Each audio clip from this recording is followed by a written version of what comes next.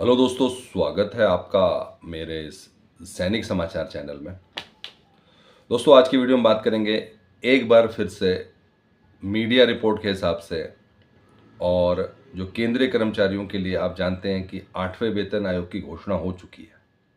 लगातार दोस्तों अब आपके इसके ऊपर अपडेट्स आ रहे हैं, और क्या मीडिया रिपोर्ट में फिटमेंट फैक्टर के ऊपर अपडेट है, फिटमेंट फैक्टर का क्या स्टेटस होने वाला है।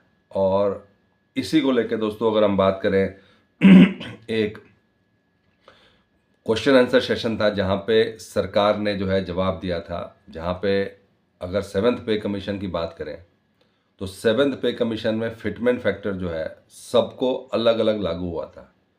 और जो ये वाला कॉन्सेप्ट है, अगर ये 8वें वेतन आयोग में भी लागू होता है पहले दोस्तों जो 7th पे का कमीशन का जो कॉन्सेप्ट था वो था कि the 7th CPG has applied an index of rationalization while making enhancement of levels from pay band 1 to 2, 2 to 3 और 3 onwards। तो 7th पे कमीशन जो है बेसिकली पे बैंड लेवल 1 से 2, 2 से 3 और 3 के ऊपर इस तरह से लागू किया गया था कि जो पे बैंड लेवल 1 है उनको तो 2.57 दिया गया इंडेक्स का। उसके बाद हम बात करें नेक्स्ट लेवल पे तो वो कर दिया गया इंक्रीजिंग टू 2.62, और personal in PB2 and further to, और जो पे बैंड 2 से ऊपर के थे उनका 2.67, फ्रॉम PB3 2.67 कर दिया गया, PB2 तक 2.62 कर दिया गया। Recognising the significantly higher degree of responsibility and accountability at levels corresponding to senior administrative cadre. अब यहाँ पे जो 7th पे कमीशन था वहाँ पे ये कंसेप्ट था कि जैसे जैसे पे बैंड बढ़ता है वैसे वैसे रिस्पॉन्सिबिलिटी बढ़ती है, वैसे वैसे सीरियसनेस बढ़ता है।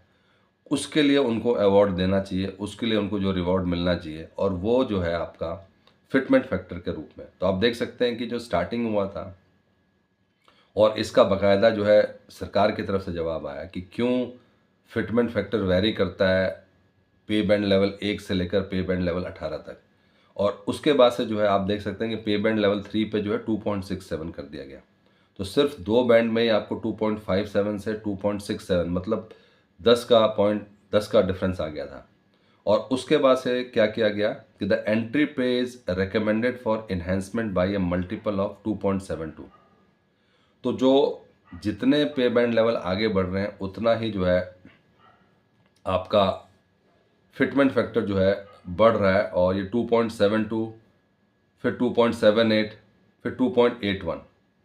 तो कहीं ना कहीं दोस्तों ये जो पे बैंड लेवल कंसेप्ट है जिसके बेसिस पे जो है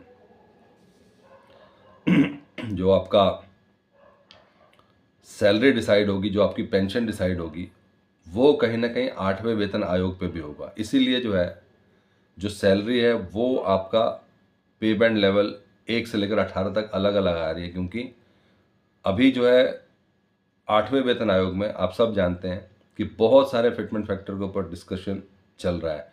कई लोग कुछ फिटमेंट फैक्टर के बारे में बात कर रहे हैं, कई लोग जो है 2.03, बट मैक्सिमम 2.86 की बात की जा रही है। क्यों? क्योंकि लास्ट टाइम जो 7th पे कमीशन में जो फाइनल पहुंचा था वो पहुंचा था 2.81। तो अब जो पूरी कोशिश की जा रही है वो की जा रही है 2.86 की। दोस्तों ये सभी अभी तक जो है मीडिया रिपोर्ट की तरफ से कहा जा रहा है कि ये जो आपका फिटमेंट फैक्टर है ये 2.86 के लिए प्रयास किया जाएगा। लेकिन अगर हम फिटमेंट फैक्टर के हिसाब से अगर हम मिनिमम सैलरी भी काउंट करते हैं तो पे लेवल 1 जहाँ पे अभी मिनिमम 18,000 है वही 51,480 चला जाता है। लेवल 2 की बात करें तो 19,900 है, वो 56,914 चला जाता है। अगर हम लेवल 3 की बात करें तो वो 72,000 चला जाता है। तो कहीं ना कहीं दोस्तों 8th पे कमीशन में जो पे है अगर 2.86 के हिसाब से अगर बढ़ती है तो उस केस में जो है बहुत ज़्यादा डिफरेंस आने वाला है।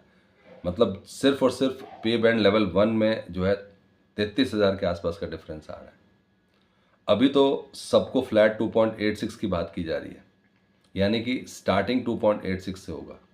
यहाँ पे अगर हम 7th पे कमीशन का जो जस्टिफिकेशन है वो माने, तो अगर ये 2.86 से शुरू होता है तो जितने आगे जो पोस्ट होंगे उसमें जो है अगर फिटमेंट फैक्टर जैसे 2.57 से 2.81 तक, स्टार्टिंग 2.57 था, उसी तरीके से यहाँ पे स्टार्टिंग 2.86 होगा और ये कितना बढ़ता है उसके बेसिस पे वो पेमेंट लेवल, जितने भी आगे वाले पेमेंट लेवल, उनको फ़ायदा होगा।